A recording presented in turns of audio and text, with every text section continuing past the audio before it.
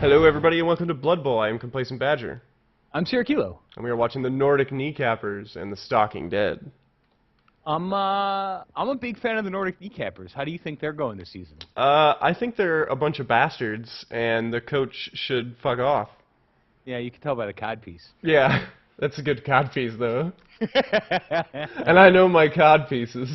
And as the preeminent expert on codpieces. No, Nordic Kneecappers. If I'm not playing, they're my favorite team. I like it. A little bit of, it's drizzling there, huh? A little bit of precipitation? Un poquito. Let's see if that actually stays past the kickoff, because the Blood Bowl has changing weather. Right. Which is possibly the most ridiculous thing. I mean, That's the most ridiculous thing? Not dudes with axe heads on their foreheads or throwing goblins at each other? Yeah, it's perfectly normal. But why would you make weather before the game just to, at kickoff, re-roll the weather? Because most of the kickoff events don't affect weather. Oh. They need to have a weather roll to see what it is initially. See, look, cheering fans didn't affect the weather, so it will be pouring rain. It will be pouring rain. And look, a mummy! Know how that son of a bitch. Dude, mummies, so good, so strong, many hit. Wow. Yeah. That movement allowance 3 doesn't matter if you're right next to him. Right. Brett and I had a conversation about what happened. Oh! Zombie going in for Brett! Kicked him right in the gonads. What he doesn't know is his gonads are not between his legs. No, Brett. Around about his ankle. Brett, like most Yetis, kind of like belts his testicles to his ankle. That's where a lot of what those belts are, is just belting different body parts together. Like I think his schlong is up by his shoulder. That's true. He wears it almost like a banner, like he'd won the Miss America pageant, but it's a dick. It's a sash. Yeah. Sash. Yeah. So, two teams who shouldn't be affected by the weather because I don't think anybody's going to be bothering to throw the ball. Yeah, the scariest part is picking it up off the ground. Right? Because you're like, that's wet. It's so underinflated. Oh, that's a joke for the times. Oh, Moomy. Moomy, Yeah, taking out some codpiece wearing gentlemen. Call Winslow the second. Does he just get messed up every game? Yeah. So he's missed next game. No big deal. He just gets messed up every time because I thought he missed his week 5 game because he got messed up week 4. He has 0 star player points. He is just the worst. He's not the worst. He's just the black guy on the team. He's the first to go. Let's hit the different looking one. Oh man, I've seen this movie before. Not the hairy guy because he's got an X on his helmet. He means business. And I wonder, is Brett just green because he's disgusting, or he grows that way? Ooh, loner. Eat it. Yeah.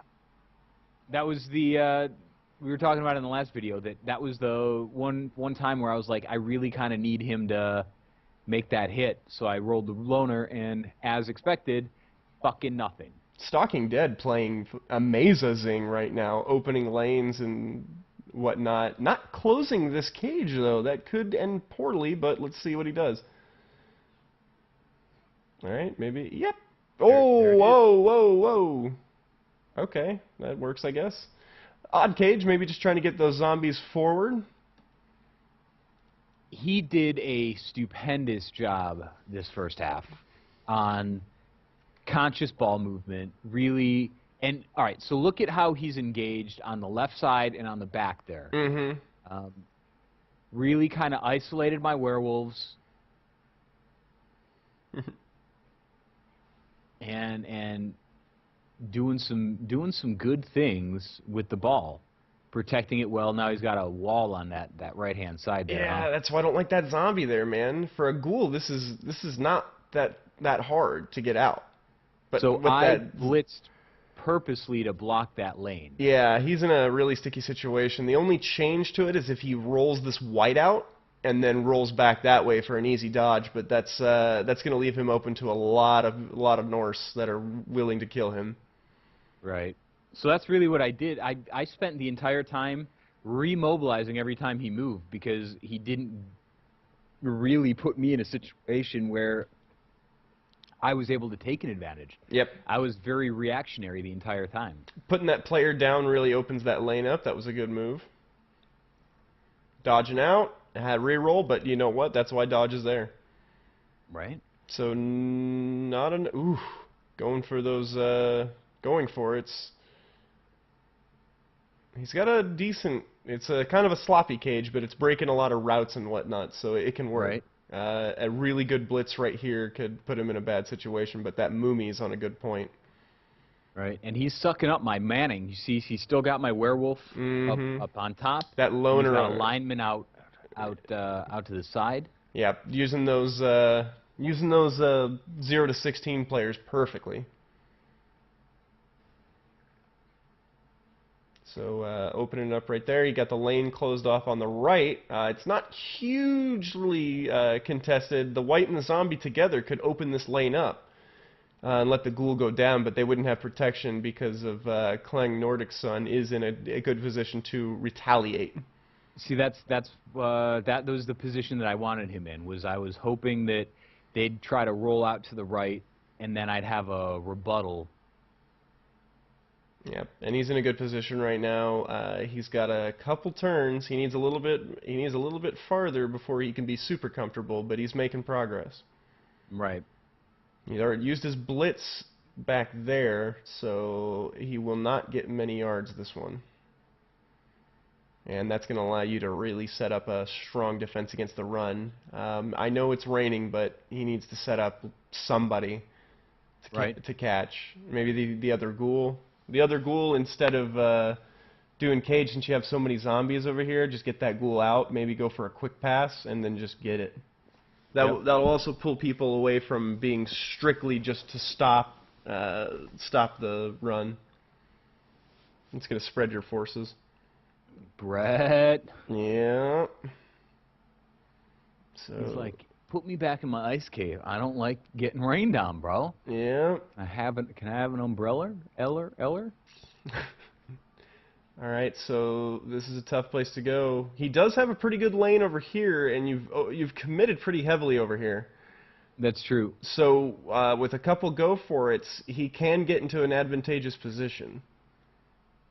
He just has to get this zombie up here and get this white to get Keldon Nordic Son out of the way. He looks like he's gonna do it, huh? Mm-hmm. So often just to go back around instead of getting the distance. The turns are dwindling, man. You got to start making moves, and you got to do it with enough time to make a mistake. Yeah. And the trick is that though he's moving effectively, good. This was a good risk. What a son of a bitch. That was a good move. So what happens is he left all of my guys without having to dodge out. So I'm pretty much every turn I'm able to remobilize all of my guys because he takes all of the risks in dodging out. Yep. So that balance between do I make a perfect cage or do I tie people up? Yeah, when you have the opening in the back, you don't necessarily need to form that back portion of the cage. There's nobody that's going to contest that side over there. And this is where you start having to really count your bodies and where they matter. Yep. And you can't So you can't really afford to stick to those very basics anymore because you're down to 2 turns. You got to get in there. Brett eating up that blitz, that's huge. Yeah, that sucks. So I had my werewolf on the top right-hand corner tying up 2 people, hoping just to get bodies now that he was free. That took him handoff 6 turns to get free. Oh, that'll work. Yep. That'll work. Doing the go for it, which is less risky than doing a handoff and getting it. So that was a great touchdown. That was an excellent turn. A couple bad rolls on your part made it to where he could take advantage of those bad rolls. All of those bad rolls were Brett. Right, and that's what Brett does, is I tried to use, given the situation, I go, is it worth trying to get Brett to do it? Sometimes it is, sometimes it's not. When Brett Brett rocks it, and trying to put him on a blitz adds a 2, so it makes it a 2+ to, and he failed a 2+. Yep. So that's what Brett does. Yeah, so perfect example, recorded and shown on how even somebody that's very skilled and has played for a long time and is doing other moves first, not just using their wild animal up front, can have an entire drive go against them because of that big guy. Yeah, 100% true. Where that was, I set it up so that if it went, it went, and if it didn't, it didn't. But that was, I mean, he had me kind of over a bench there between how he had the player advantage and how he had the position advantage, and I was always reacting to what he was doing. He played real good fundamentals, and it came down to a couple rolls. If it had gone my way, it would have been stupendous, but the fact that it didn't sucked, and that's all right. And that's distilled Blood Bowl. If both players are playing right, then it just has to come down to rolls. And then, yeah, really, it comes down to a 6.5 turn touchdown, and then, what am I going to do in the rain with 2 turns? And his zombies and skeleton did a really good job of just maintaining and not going down to those werewolves. Yeah. That sucked a lot of bodies. He took your key players and just held on to them, and those zombies did their job. Those 40,000 salary zombies took out your 120 or more werewolves. Yep. He forced me after this match. One of my werewolves leveled, and I got break tackle on him because I was like, I can't believe that I'm too scared to dodge away on a 2 agility. Yep. And I keep hitting this guy with frenzy, and he's not going down. Now don't be afraid to do those. Now watch. See what happened there? And also kind of shame on you for going for those zombies.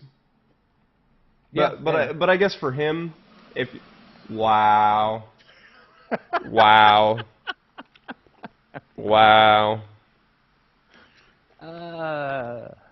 So a werewolf in the rain. So I guess all those dividends that you got taken by Brett. Right. And got paid back in full. And sometimes taking the big risk that doesn't involve somebody dying. Yeah. If you're not doing something like a -3 to dodging, sometimes the relative risk with no real downside is worth it. Right. And I was impressed that any of that worked, let alone all of it. Yeah. Let alone all of it in sequence. But a little bit of elf bullshit on the Ooh, those MasterChefs not working. It's no bueno. Yeah, that's going to make a big deal. But to be fair, because I'm so used to playing with teams who are sucking up my rerolls, I haven't been using as many lately.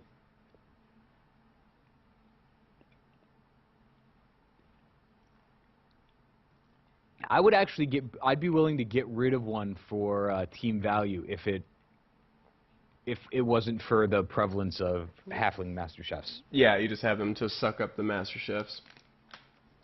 And I got them first in the beginning, so they were cheap, Yeah, maybe when the teams start leveling out, then you can get rid of it. Yep. But I want you to look that he didn't change his defense. Left that flank open. Yeah. I talked about it with him a little bit because I think he put too many people kind of on the line ineffectively, and yeah, with the team that's better, that's just more skilled and stronger, you shouldn't put more than 3 on the line. Just put two guys and your big guy on there that don't matter.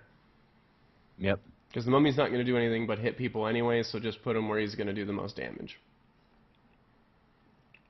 And he doesn't have to roll every turn. His presence there, bye, Brett. Fucking Brett. Interesting that he didn't follow up. If he would have followed up, he would have tied up a player. And been able to strike. Actually, 2 players would have been more tied up, and he could have... Man, that was Wow, just going. You're like, it worked last time. What's the worst that could happen? And then after getting scored on like that, didn't set up a pass defense. Yeah. Yeah. And after, and you know, I can understand maybe not immediately doing a pass defense, but when you see infiltration, send those ghouls over there, man. They've got the movement allowance. Yeah, that was a little bit of a mistake. I saw him set up that way, so I go, well, shit. Let's see if we can do that shit again. Yeah, and the -1 from the rain is easily undone by an accurate pass, so it's not like it makes it impossible. Ooh.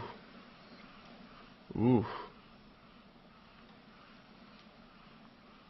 Weird choice. Maybe he was the only one that could have reached it? He is the only one that could have reached it because he was down, so he had to stand him up, and that was as far as he could go. Oh, and wow. So it was originally a badly hurt, and you re-rolled it to... Oh, no, it was a dead. So is that the guy we were talking about? No. Okay. That was week 7. Okay. So touchdown there. So originally a dead, you re-rolled to a badly hurt, which brings him back next drive. That's good. Yeah. Wow. I've been getting beat up a lot lately, but not any more than any other team. But I feel it though because those guys are level 3 or level 2.5. Mm-hmm.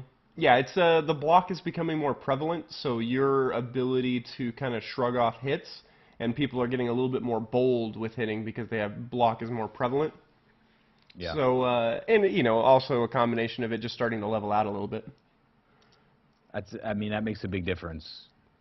People not being afraid to engage. Did he receive the kickoff first? Oh, but you just scored, so yeah, disregard. Yeah. I was all I don't messed up. understand the math. Yeah. Not that I ever understand the math, but that one in particular, I was like, I felt like I should understand the math. I don't even understand the question. No, I went somewhere else for a minute. All right. And that goddamn mummy is still standing there. Brett has done nothing. Man, he is afraid of Brett. Yeah. He does have Claw and Mighty Blow. I'd be afraid of him too. I think he's watched a couple of these replays and seen what Brett can do. Brett's taking the day off. He's on a light week. Yeah. To be fair, Brett just got knocked silly, and then got thrown back on the field. You got it, boy. It's gonna be a tough one, but he could still tie it up. Yeah, he can.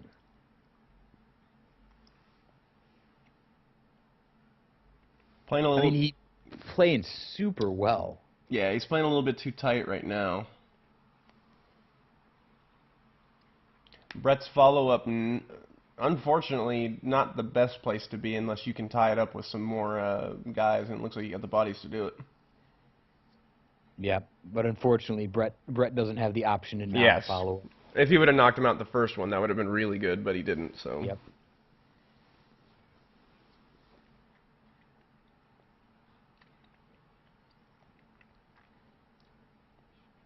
See, it might have been so frustrating sometimes. Yep. If you just wait to do those big guys last, you could potentially take those both downs. Taking a claw hit is pretty scary, but mighty blow on Brett, man, that's 1 above odds to 10.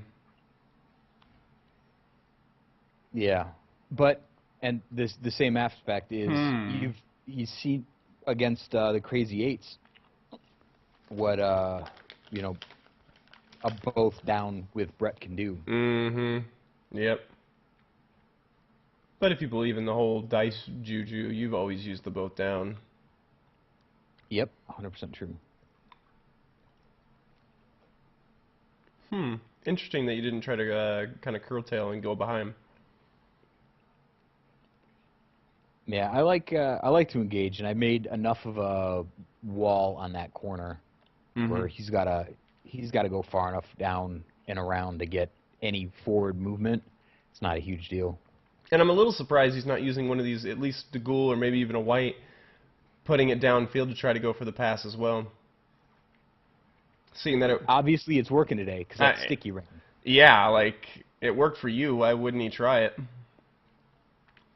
A lot of these new players really afraid of the pass. Fractured skull. Ooh. Lose an armor value point. That is a worthless white. Right. Keep him until he gets a serious injury that affects his play, but if you can replace him, replace him. Yeah. If and when, as soon as able. Mm-hmm. Well, that's, you know, one of those things where I have an armor value deficient player, and, you know, let him die if he wants to. I'm going to play him as usual, and that's what's going to happen. So actually a loss of a yard on that one. Going for a full reverse, huh? And then definitely not setting up any receivers, so might just be running down the clock. Obviously not purposely. Right. At this point, he's still forward-minded, but yeah, so this is me just trying to kind of tie up some people, get some hits in, and gain the advantage to get to that ball carrier. Because I'm still thinking, I got enough time to get a touchdown if I can get that goddamn ball away from him. Tisk, tisk.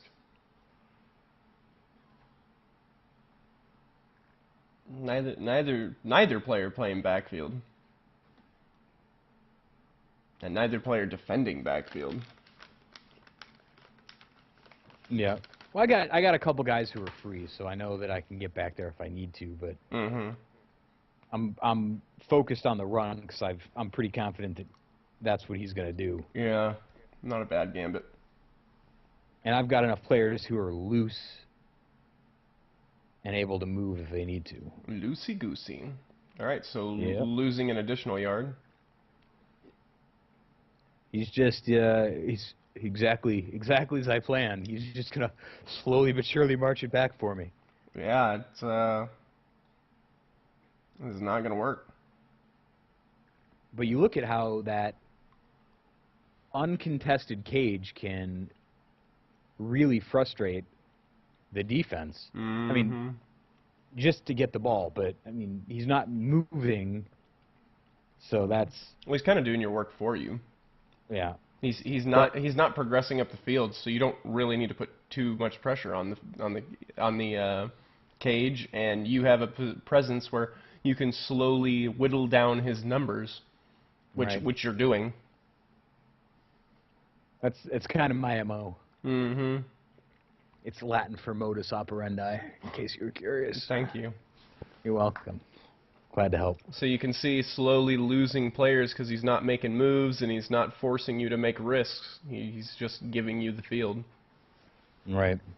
So now opting to take massive risk, now that he's seen that he's got basically nowhere to go, and then doesn't commit to the risk and just flees back again. Right. So what's he going to do to protect that guy at this point? He's got no bodies. They're all gone, so nobody's downfield. Covering up your lanes just to make sure in case anything weird happens. Right. Priorities, you know what I mean? Mm-hmm. Because something's going to go wrong eventually, so what am I going to do when it goes wrong? Looks like puppy dog face, not my son, is going to have a good time. Oh, goes for that hit. So going for the containment first. Bold. Well, I would say it was dapper. As being facetious. It's not bold. Oh, it's not bold. No. Oh. Oh. I would have gone for the hit and tried to get that touchdown last turn. It's 3-star player points. But meh.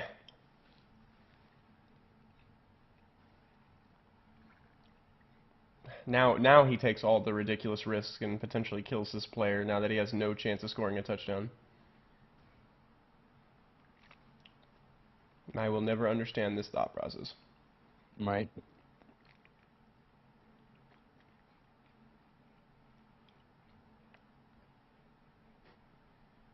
Can't score. Yeah. Can't score. Better run into people and then do terrible dodges.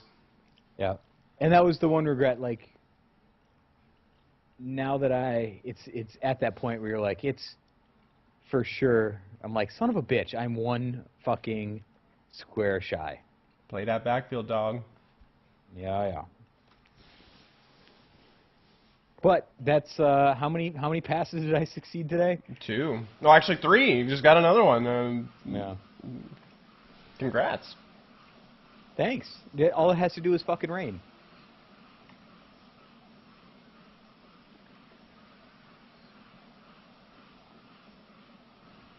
Yeah. Can't do anything when it's sunny. Yeah. All right. So all I got for you, man, is probably play your backfield a little bit more, and their backfield as well, just for defense and for the off chance that you can get a touchdown. I guarantee you, if this league would pay more attention to just that last 2 turns of having somebody back there, and you don't even need to have them back there for the entire half. You just start moving somebody in the last 2 or 3 turns. Yeah. If people would do that, their scores would increase. Between the 6 games that happen every week, I think there would be at least 2 or 3 touchdowns more every week if people would do that. I'm with you. And, as we've shown, those touchdowns drive the victories. You know? And for the Stalking Dead, I think this is we had this conversation with Tasty Action, I think, 3 weeks ago, where I think you've got the fundies down.